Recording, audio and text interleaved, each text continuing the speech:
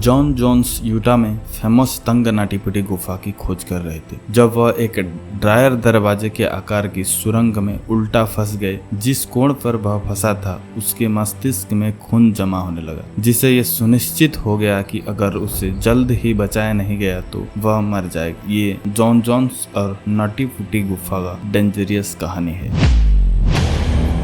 John Edward Jones का जन्म 7 बच्चे वाली एक बड़े परिवार में हुआ था। एक बच्चे के रूप में जॉन और उसके भाई जोस को उनके पिता द्वारा कैब रिसर्च से परिचित कराया गया था। अपने बचपन के दौरान वे अपने होम स्टेट यूटा में गुफा खोज अभियानों पर जाते थे, जहां उन्होंने अंधेरी भूमिगत सुरंगों की खोज करना पसंद किया। 26 साल की उम्र में जॉन अब शादीशुदा था और उसकी 1 साल की बेटी भी थी। उनकी पत्नी दूसरे बच्चे के गर्भवती थी और वे अब वर्जीनिया में रह रहे थे, जहां वो बाल चिकित्सा हार्ट स्पेशलिस्ट बनने के लिए मेडिकल स्कूल में दाखिला ले रहे थे। उस वर्ष थैंक्सगिविंग के लिए जॉन अपने परिवार के साथ समय बिताने के लिए घर वापस गया और उन सभी ने फैसला किया कि छुट्टियों का जश्न मनाने और जुड़ने के लिए प्रसिद्ध नाटीपिटी गुफा का पता लगाना मजेदार होगा। 24 नवंबर 2009 के लगभग 8 बजे जॉन और उनके दोस्त और उनके परिवार नाटीपिटी गुफा के तंग रास्ते से निकल गए। पहली बार 1960 में केवरडेल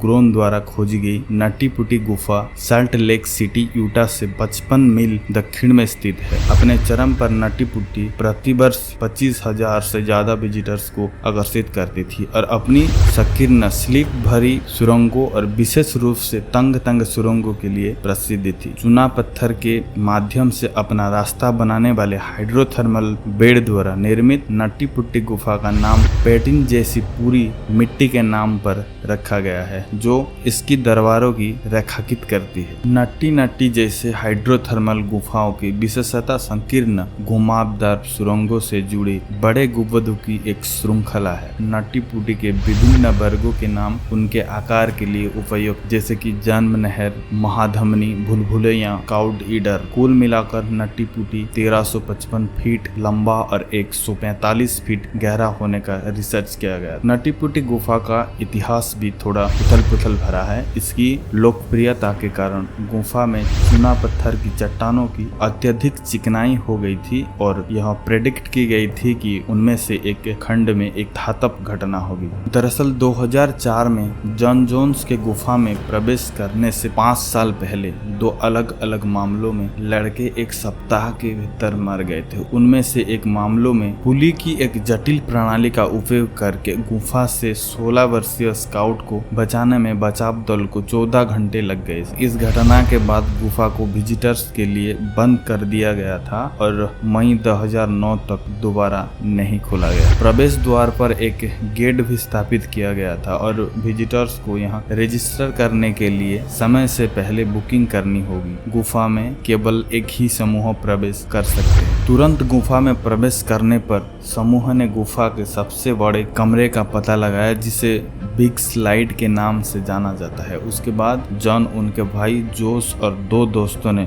वर्थ केनाल नामक एक अधिक चुनौतीपूर्ण खंड को खोजने का प्रयास करने का निर्णय लिया, जिसके बारे में उन्होंने सुना था। जन्म नहर एक संकीर्ण निचोड़ है जो नीचे गिरती है और एक बड़ी कमरे में खुलती है, और जब आप इससे बाहर आती है तो ऐसा लगता है कि जैसे आपका जन्म हो रहा है। जॉन को दीवारों में एक छेद मिला, जिसके बारे में उसने सोचा कि यह जन्म नहर की ओर जाता है, और सबसे पहले सिर में चला गया। वह कुछ देर तक पेट के बल रेंगता रहा और कहीं भी नहीं देखा कि सुरंग आगे खुलती है। दरअसल जैसे जैसे वो रेंगता गया, यह सिकुड़ता गया। अब यह पूरी तरह से स्पष्ट नहीं है जॉन इस समय गुफा में कहाँ था। कुछ सूत्रों का मानना है कि वो वर्थ केनाल में सही तरीके से प्रवेश कर गया था, लेकिन फिर गलती से स्काउट इंटर नामक एक अन्य खंड को ठुकरा दिया, जबकि अन्य स्रोतों का दावा है कि एड्सपुरा नाम का वर्थ केनाल के बगल में एक सुरंग था। किसी भी मामले में यह सुरंग किसी व्यक्ति के लिए पर्याप्त बड़ी जगह तक नहीं ले जाती है और परिणाम स्वरूप अज्ञात। आखिरकार उसे सुरंग में एक तीव्र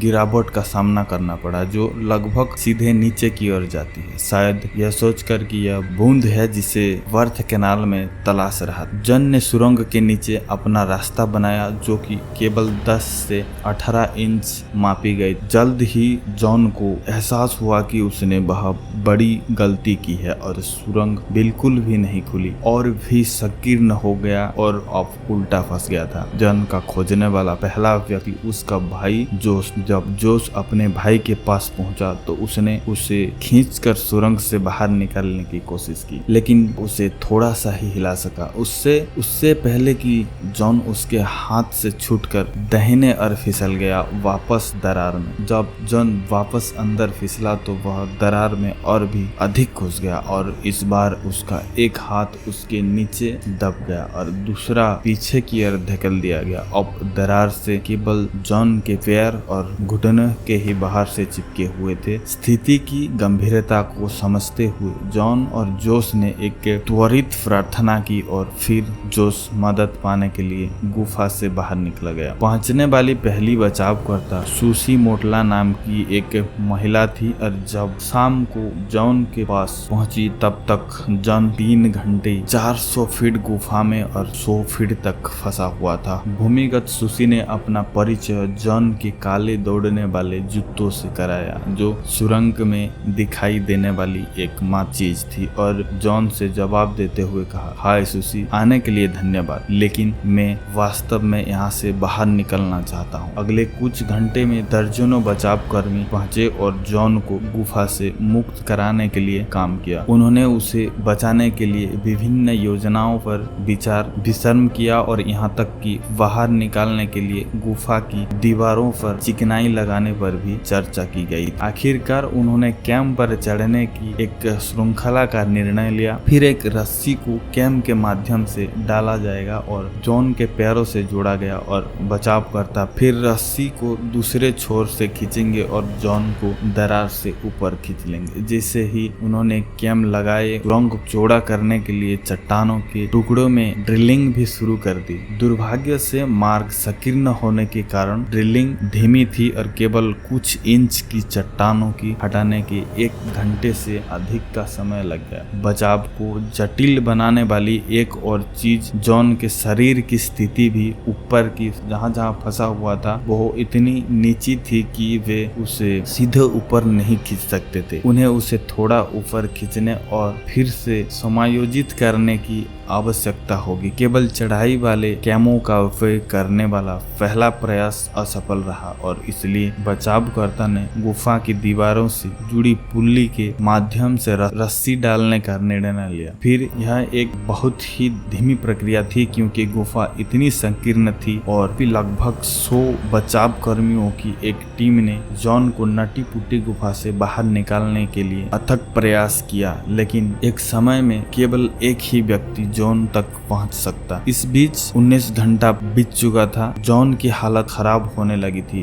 जब हम सीधे होते हैं तो मानव शरीर गुरुत्वाकर्षण बल के विरुद्ध मस्तिष्क में ब्लड पंप करने के लिए अनुकूलित होता है। जब हम ऊपर नीचे होते हैं तो मस्तिष्क में रक्त एकत्रित हो जाता है और हृदय मस्तिष्क के ब्लड पंप करने के लिए सफिशिएंट प्रेशर देने में समर्थ हो जाता है। इसके कारण हृदय को अधिक मेहनत करनी पड़ती है। गुरुत्वाकर्षण बल के विपरीत लगातार मस्तिष्क ब्लड पंप करने का प्रयास करता है। अंततः हृदय पर दबाव और मस्तिष्क में जमाव घातक है। जैसे जैसे समय बीतता गया जॉन को सांस लेने में कठिनाई होने लगी और वो बारी बारी से शांत रहने और घबराने के बीच में रहने लगा। लगभग इसी समय एक 2 तरफा रेडियो गुफा में लाया गया और जॉन के पास उतारा गया ताकि जॉन और उसकी पत्नी एक दूसरे से बात कर सके। हालांकि वो दोनों चिंतित थे, फिर भी उन्होंने यथासंभव एक दूसरे को सांत्वना देने की कोशिश की। अंत में बचाव कर्मियों ने छेद करना और गुफा की दीवारों में पुली लगाना समाप्त कर दिया।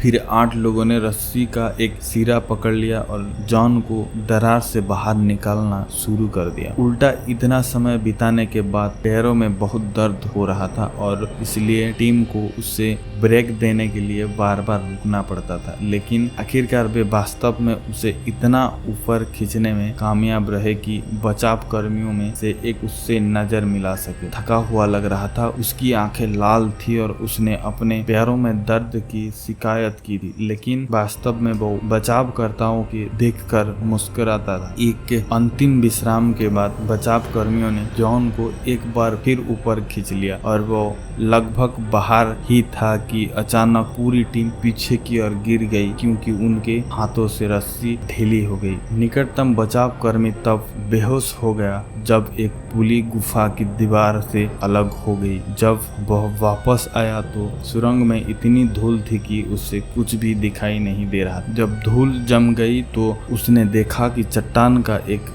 बड़ा टुकड़ा जिसके चारों ओर रस्सी भिड़ी थी टूट गया, जिससे चरखी टूटकर अलग हो गई। उसके समय उसे एहसास हुआ कि जॉन सीधे दरार में फिसल गया था।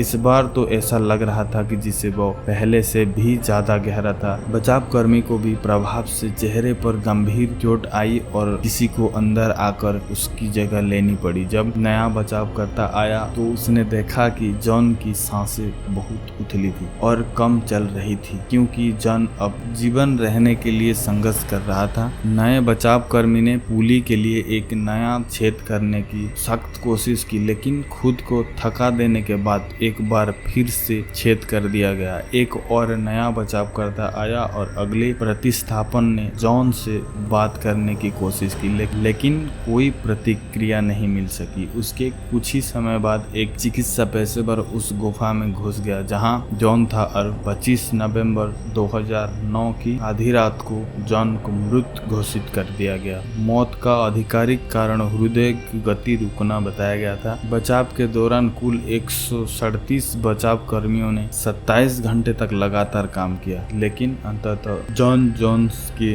नट्टी पुट्टी गुफा से बचाने में असफल रहे। अगले दिन अधिकारियों ने निर्णय लिया कि शव को पुनः प्राप्त करना बहुत खतरनाक होगा और इसलिए प्रवेश द्वार पर सीमेंट डाला गया और जॉन का शरीर तब से वहीं पड़ा हुआ है।